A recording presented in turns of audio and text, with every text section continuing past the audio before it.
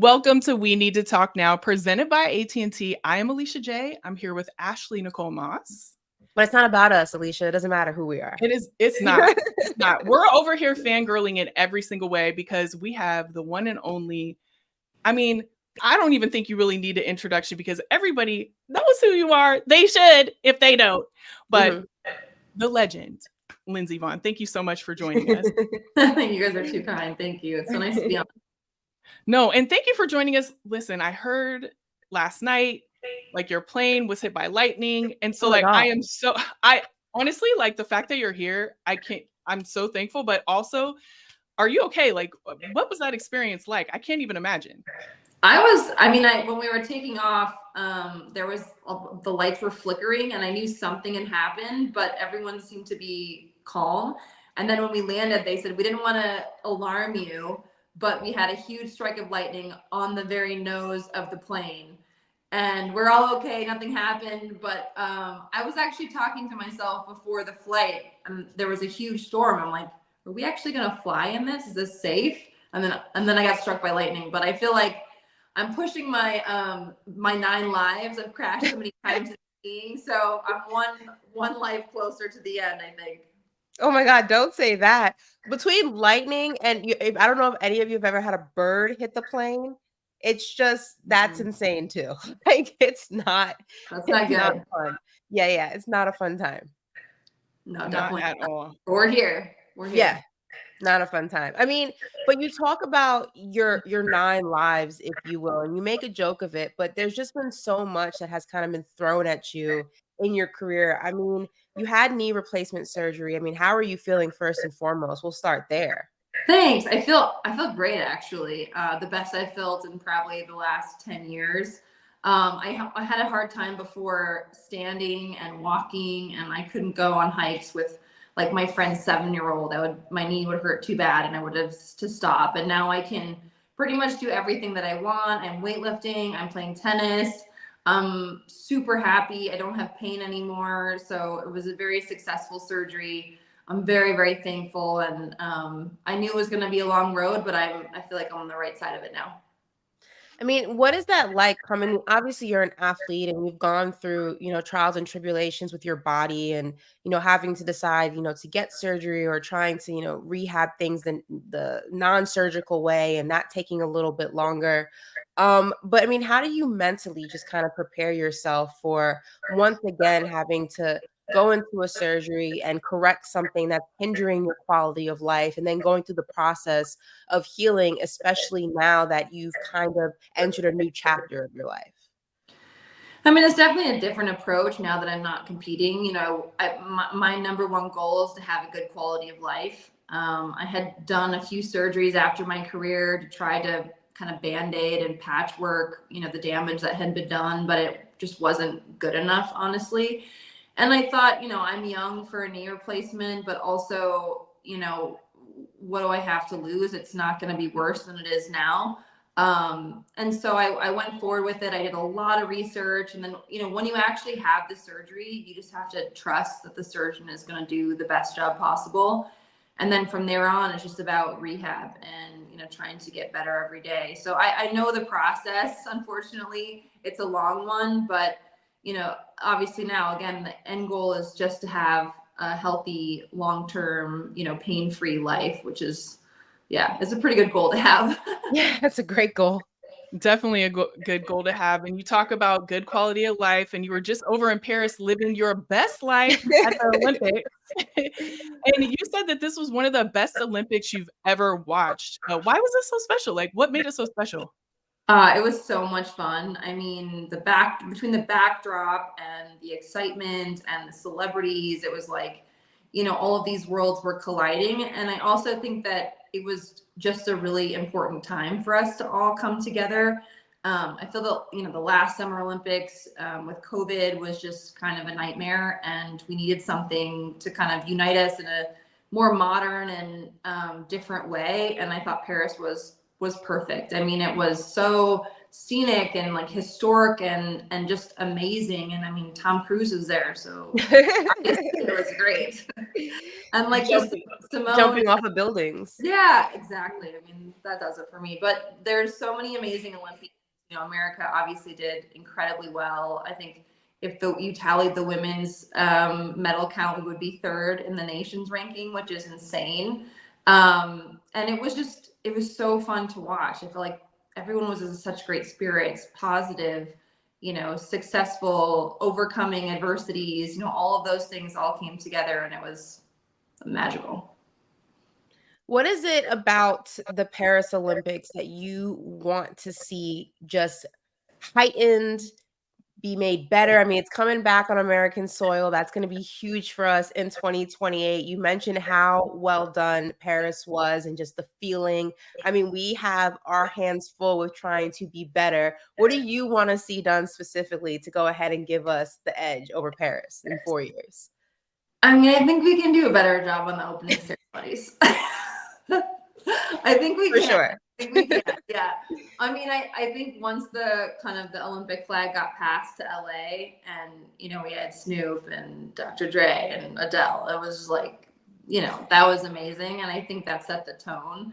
I think we're gonna have amazing energy. I think mainly for LA, the problem will most likely be how do we contain the traffic situation, which, you know, is already a problem as it is. But I think, you know, everyone's going to be excited about it. We have so many people that are involved in the 28 games that are excited and are going to help push it. I think we'll have pretty spectacular venues. It's not going to be by the Eiffel Tower, but I think we'll make up for it in other ways. Yeah, for sure. Well, speaking of having the Olympics on U.S. soil, you were instrumental in bringing the Olympics to Utah, Salt Lake City in 2034. What does it mean to you to have the Winter Olympics in Utah? I mean, my first Olympics were in Salt Lake in 2002. I know that dates me, but it was such an important moment in U.S. history with, you know, right after 9/11, we were in just shambles, basically the entire country. And it was such a unifying moment. And I know 34 is a long ways away, but I think we still could have the same kind of an impact. I know we have LA 28, but I don't know, Winter Olympics, they're special too. And for me, you know, I'm really excited about having a family village. We always have, and we always talk about the athlete village, but something that no one talks about or really supports or represents is actually the families. And that's something that I'm really hoping to change. You know, we're going to have the family village. We're going to help them with tickets and transportation and, you know, all of the things that we should always be providing, but never have, which is shocking, because without the families, we have no athletes. And it shouldn't be, you know, that people have to take out loans to figure out how to get themselves to the games. Yeah. You mentioned the Winter Olympics being special too. I mean, I definitely think there is a difference in coverage. Like, what do you think needs to be done to kind of enhance the coverage of the Winter Olympics and show everybody how special it is as well, you know? Yeah, I mean, I think a lot has changed in the last few years with drones and how we're able to view sports. I think for alpine skiing, for example, that is going to make it so much more dynamic and exciting, because a lot of the winter sports you can't actually see on TV how fast or difficult or risky all of these events are. Even bobsled, you know, like, I don't know if it'll still be in the Olympics by 2034, but it is a really dangerous sport. I mean, someone died in Sochi, you know, on the bobsled. So I don't know. I think there's going to be a lot that will develop in the next 10 years to be able to help showcase these sports better. But I think another thing too is that we're going to have experiences on the ground in Salt Lake so that regular spectators, kids, families, they can all actually experience these sports. They can try them, which I think is another thing. I think sometimes winter sports seems so unattainable because not everyone does winter sports, but they're all spectacular and they all deserve credit and coverage.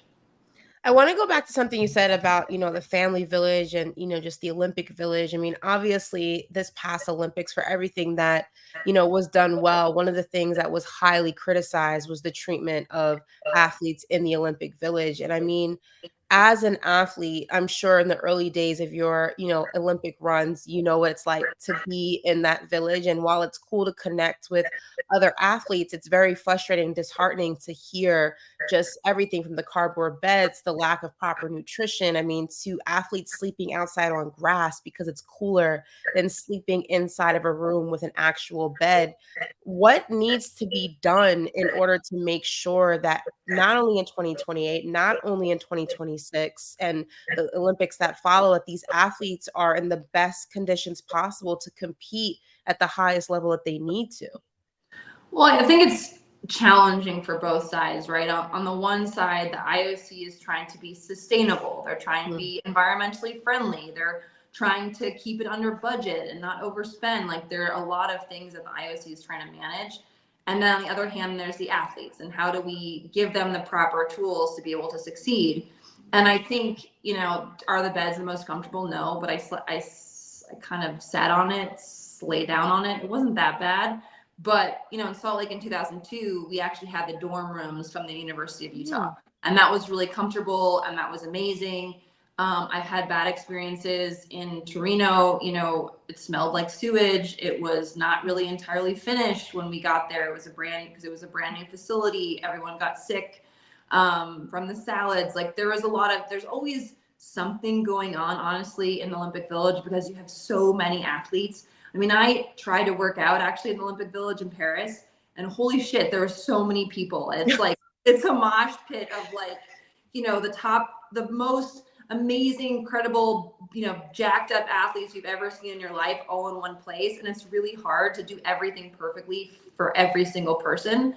And I think most of the athletes that are going into the games, going in to win a medal, like, they know that they have a good chance, they're not staying in the Olympic Village. So it's a little bit of a different dynamic, like, unless there's literally nowhere else to stay. But historically, like, I mean, most people just don't stay there for all of those reasons. But again, it's like, how do you manage everything? And I don't envy the IOC for trying to, accommodate everything, because if they have plush mattresses and all of these amazing things, that's not sustainable. That's not environmentally friendly. So, it's like, how do we find a middle ground? There has to be a middle ground. Definitely. And I think, one of the things that I would say has improved in the Olympics, and then overall just in sports, is the way that mental health is talked about. I know, from Simone Biles to Michaela Schifrin to, I mean, you have been very transparent with, the ways that you've dealt with depression and things of that nature. How do you feel, it has helped you just in your journey to be transparent about it? And in what ways do you feel there still needs to be some improvement within the mental health space when it comes to sports? I think athletes have so many more resources now. I mean, when I started talking about mental health in 2012, it was still like, what is she talking about? And what is this? And, Michael Phelps kind of joined in, and Kevin Love, and we started the conversation, but now it's very openly talked about, and athletes have, psychologists that they can call. They have resources, they have support. Like, most teams have someone on staff that's there for their mental health. And that was so not the case when I was an athlete. That was, like, very far from the norm. So I think things are getting better in that regard. And I think it's important for us to always continue the conversation and make sure that it's not just a flash in the pan, that the resources continue to come in and we continue to address mental health, because it's not just athletes. Obviously, it's everyone, especially kids. So if this can be a conduit to getting mental health to other people, have that access be broader, that's a great start. But it really needs to be more widespread than that. But again, like, I think that's the one great thing about the Olympics, is that you get all of these resources. And I mean, when you go to the Olympic Village, you can literally get any medical treatment you ever wanted. You can get an MRI of your entire body if you want. You can get your teeth cleaned, you can get your hair cut. Like, they have every single thing that you could ever want. And now, thankfully, there's mental health resources as well. So you kind of get everything. What is your hope, I guess, for the future of mental health? Because I think that even going back to the last Olympics in Tokyo with Simone Biles and how she had to, withdraw from, the rest of the competition because she mentally just was not there, and the backlash that she faced, even with how far we come into discussions about mental health, and all the athletes who have to that point, came forward with their own mental health journeys and conversations and stories. There was still such a resistance from the public to believe that she was feeling what she was feeling, to the point where she couldn't compete. So where's the work that still needs to be done when it comes to the relationship between mental health and athletes? I think it's a level of empathy that sometimes is not there with spectators. You see these athletes and you think they're amazing and they can do these incredible athletic feats and they're successful and they make money, and it seems like they have this perfect life, but that is absolutely not the case. Like, just because they're a success doesn't equal mental health, stability. It doesn't equal those things. It doesn't equal happiness.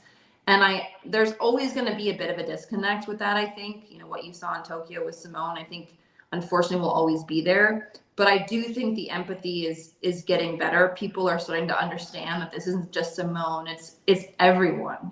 Everyone has a struggle, and it's relatable. It's not just, these high profile people. It's everyone. Everyone is struggling from something in the mental health space, whether it's anxiety, depression, something. And especially the youth these days, it's a huge problem. So I think people are paying more attention. I think, again, like, there are more resources for people, not just athletes, but broadly, Sondermind and Calm and all of the things. There's a lot of resources, even just on a basic app. There's something there to help at least a little bit. But I don't know, there's always going to be some fan out there pissed that their person didn't do what they wanted to do.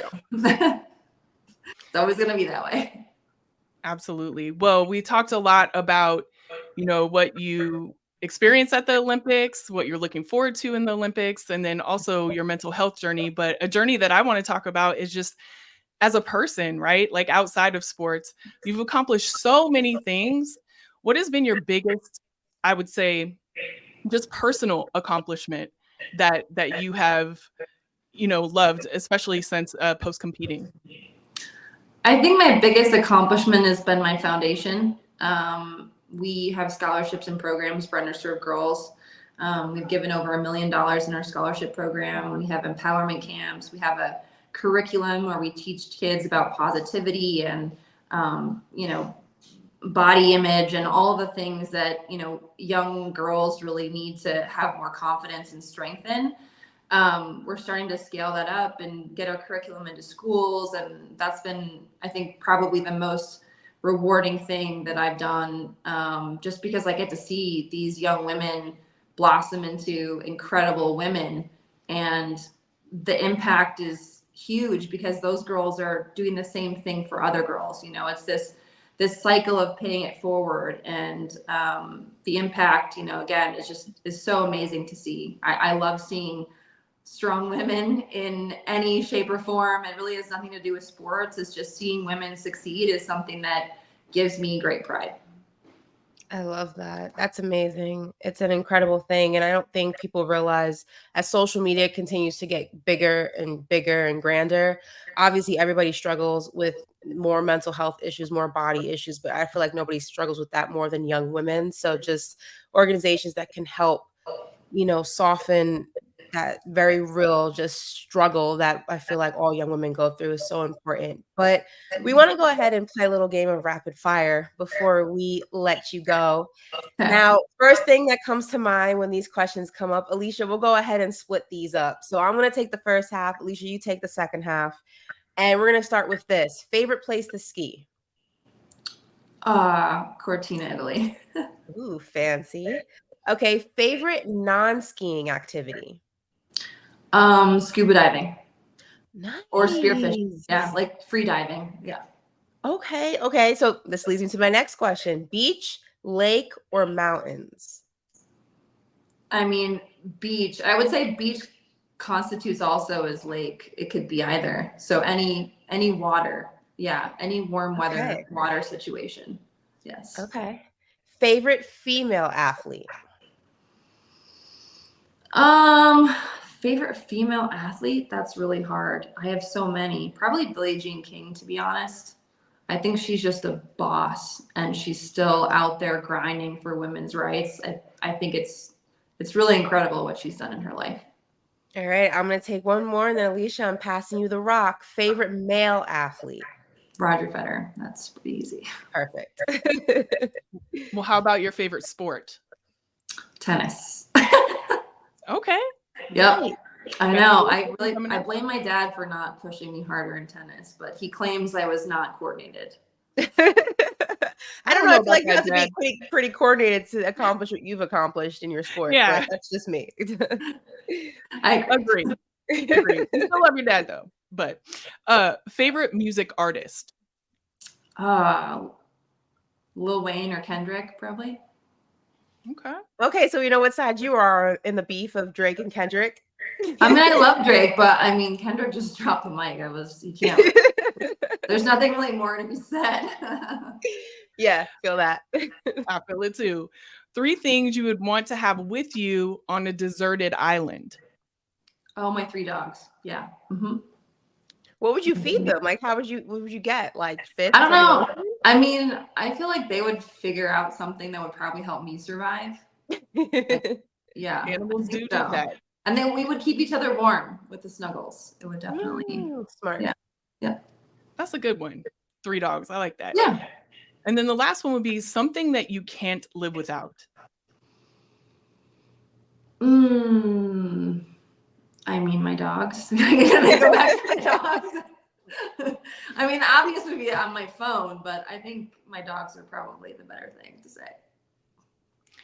Well, I couldn't agree more. I actually myself am thinking about getting a dog. I love dogs. I just haven't had one. So you should. Highly recommended. Yep. Game. Yeah. It's the best thing ever. Like just cuddling with them. They never turn you down. Well, sometimes my dog's has a little bit of an attitude problem. So like sometimes he may like turn his face or whatever the case may be, but 90% of the time he's down for the cuddles. Like yes. Well, I definitely like that. I already have a name picked out. I just don't know what yet. I keep thinking like I'm going to have it like a dog will find me. You know what I mean? Like I'll be in a situation. Yeah. I would go to any shelter and the dog will pick you and you'll know right away.